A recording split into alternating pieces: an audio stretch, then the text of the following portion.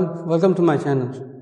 आज हम डिस्कस करते हैं एसएससी जीडी के बारे में। एसएससी जीडी को कैसे निकालना है। अभी कुछ ही दिनों में आपका एसएससी जीडी का नोटिफिकेशन आ जाएगा और लगभग 3 महीना पकड़ लो, उतना आपको टाइम मिल जाएगा। ठीक है, तो अभी एसएससी जीडी को कैसे क्वालिफाई करना है इस कम से कम समय में। ठीक है, तो सबसे पहले चीज आपको सिलेबस के बारे में ठीक से मालूम होना चाहिए। सिलेबस जब आपको मालूम होगा तभी आप उसको ठीक से कर पाओगे। ठीक है, तो सिलेबस मालूम करने के लिए क्या क्या है सिलेबस में सबसे पहले क्या है, मैथमेटिक्स। मैथमेटिक्स का हो या क्वांटिटेटिव एप्टीट्यूड, मैथ्स है। ठीक है, तो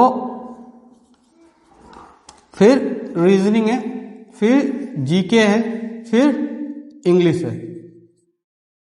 तो इन चारों टॉपिक में से किसी भी टॉपिक को आप अवॉइड नहीं कर सकते। आप चाहे या न चाहे इन चारों टॉपिक्स को करना पड़ेगा आपको। ठीक है, तो और अभी टोटल मार्क्स कितना है, 160 मार्क्स का आता है एग्जाम। एक एक टॉपिक 40 मार्क्स का आता है।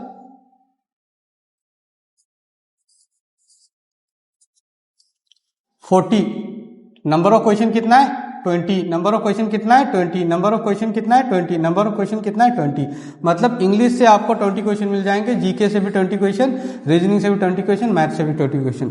एवरेज में देखो आप, अगर अलग अलग स्टेट का अलग अलग कट ऑफ है। कट ऑफ कितना निकलता है, किसी स्टेट का 80 निकलता है, किसी का 90 निकलता है, किसी का 60 निकलता है। तो इसमें नेगेटिव मार्किंग भी है, तो आपका एक्यूरेसी बहुत मैटर करने वाला है। ठीक है, तो सबसे ज्यादा अगर अगर क्वालिफाई करने के लिए प्रैक्टिकल बात कहूं तो इन दो टॉपिक्स को आप ठीक से कर लो, मैथ्स एंड रीजनिंग। इन दो टॉपिक्स को ठीक से कर लो, इनको भी ठीक से करो। इसका मतलब ये नहीं कि इन दोनों को ही कर लो, लेकिन इन दोनों टॉपिक में से क्या होता है कि मैथ्स में आप अगर करोगे, आउट ऑफ 20 क्वेश्चंस आप 18, अगर बहुत सही से प्रैक्टिस किया आपने तो 18 प्लस आपका आ जाएगा। इसमें 18 प्लस मतलब कितना, यहां से आपको 36 मिल रहा है। रीजनिंग में भी 18 प्लस आ जाएगा, तो ये रीजनिंग से भी 36 मिल रहा है। अगर दो टॉपिक में से आपको 36 मिल रहा है तो आपका टोटल बनता कितना है, 72। मतलब ये 60 वाला टॉपिक, 60 वाले से तो ऊपर ही आ गया आपका। अगर जीके से आपका कितना है, 5, 6, 10 जितना भी आता है, इंग्लिश से 5, 6, 10, ये तो नहीं है कि जीके और इंग्लिश का आपको बिल्कुल नहीं आता। तो इन दो टॉपिक, ये दो टॉपिक्स भी इंपॉर्टेंट है। लेकिन जीके क्या है, जीके आप जितना भी पढ़ो कंप्लीट नहीं कर पाओगे। मैथ्स आप कंप्लीट कर सकते हो 90%, जीके का सिलेबस कभी कंप्लीट नहीं होगा। करंट अफेयर्स भी है इसमें। तो टारगेट क्या रहना चाहिए, जिन बच्चों का इस बार सिलेक्शन लेने का एम है, तो उनके लिए क्या करना, मैथ्स को अगर टारगेट करना पड़ेगा, रीजनिंग को टारगेट करना। ये दो टॉपिक्स अगर आप टारगेट ठीक से कर लेते हो तो समझ लेना, जीके में से चाहे जितना भी टफ क्वेश्चन क्यों ना आए, 1-2 क्वेश्चन आप कर ही पाएंगे। इंग्लिश में से भी आप 1-2 क्वेश्चन कर ही पाएंगे, 100 क्या उससे भी ज्यादा कर पाएंगे। तो आपका टारगेट जो 80 मार्क्स है ना, या फिर 90 मार्क्स है, या फिर 60 मार्क्स है, या फिर 100 मार्क्स है, ये आपका पहुंचना आसान हो जाएगा। तो रिटन के लिए आपको फोकस क्या करना है, मैथ्स में फोकस करना है, रीजनिंग में फोकस करना है। इसका मतलब ये नहीं कि आप जीके छोड़ दे या इंग्लिश छोड़ दे।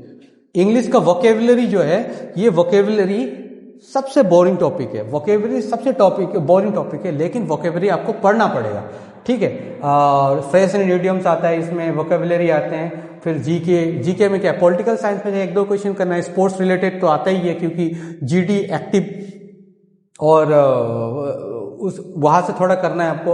हिस्ट्री के बारे में, मॉडर्न इंडिया हिस्ट्री, उससे थोड़ा कर लो। स्टैटिक जीके के बारे में बोल रहा हूँ। और रीजनिंग जो है उतना ज्यादा टफ नहीं है। और मैथ्स एक्चुअली सारे बच्चे क्या करते हैं, मैथ्स से बहुत डरते हैं। तो मैथ्स से डर के फायदा नहीं है। मैथ्स अगर आप ढंग से कर लेते हो तो आपका क्लियर हो जाएगा। ठीक है, और रही बात रिसोर्सेस की, रिसोर्सेस मतलब कौन कौन से किताब पढ़े। ठीक है, तो ज्यादा किताब मत रखना, क्योंकि जितना ज्यादा किताब आप रखोगे उतना प्रॉब्लम आपको फेस करना पड़ेगा। ठीक है, तो ज्यादा किताब नहीं रखना है, एक अच्छा किताब रख लो, कोई भी किताब।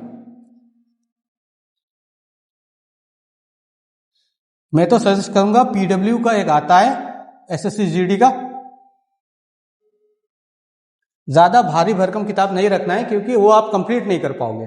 पीडब्ल्यू के एसएससी जीडी का एक आता है, वो बहुत अच्छी किताब है, एंड स्पेशली एसएससी जीडी के लिए। और भी बहुत सारे किताब है, मैंने ये इस किताब को देखा है और पढ़ा है, तो ये बहुत अच्छी किताब है। इसको आप मैं तो कहता हूँ ये मैंडेटरी है, मैंडेटरी एक अच्छी किताब हो ना, मैंडेटरी। और दूसरी बात, ज़्यादा किताब मत रखो। और अगर आप जीके पढ़ना है, जीके पढ़ना है, तो वरुण अवस्थी का एक आता है, वरुण अवस्थी सर का एक आता है, वो कर लेना। छोटी सी किताब है, कितना 200 या 250 रुपया का होगा। ये कुछ थोड़ी सी महंगा है, 500 या 400 या 500 रुपये का होगा, तो ये 700 रुपीज़ का आपको खरीदना पड़ेगा। बाकी ये दो स्टैंडर्ड किताब फॉलो करना, और बाकी कुछ मत करना, क्योंकि आप कंप्लीट नहीं कर पाओगे, ठीक है। तो एक अच्छी किताब होना चाहिए, और मैथ्स के लिए अलग, रीजनिंग के लिए अलग, फिर जीके के लिए अलग, इंग्लिश के लिए अलग। वैसे आप कंप्लीट नहीं कर पाओगे, खरीदोगे टेबल में पड़ा रहेगा, उससे फायदा नहीं होगा।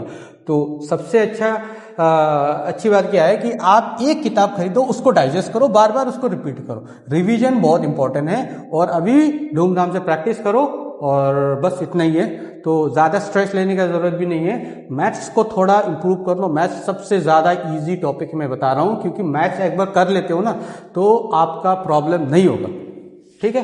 तो थैंक यू वेरी मच।